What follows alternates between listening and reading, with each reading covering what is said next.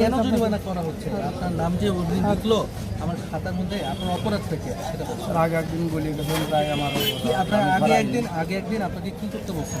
দোকানটা সাফাই দোকানটা চাপানো বলতে আপনি আপনার দোকানে যে পণ্য, সেই পণ্য হচ্ছে কি মানুষের চলাচলে যে ড্রেনের যে স্ল্যাব রাস্তা, সেই রাস্তার উপরে বাড়ায় হচ্ছে কি আপনি বিক্রি করতেছেন, মানুষের চলাচল করতে পারতেছেন, তাই তো? আপনার চান্দির সীমা ছিল হচ্ছে কি এই যে এই পিলার পর্যন্ত, আপনি পিলারের পরে প্রায় 1.5 হাত বাড়ায় হইতেছে আপনি বস্তা রাস্তা বিক্রি করতেছেন। এটা কি অপরাধ?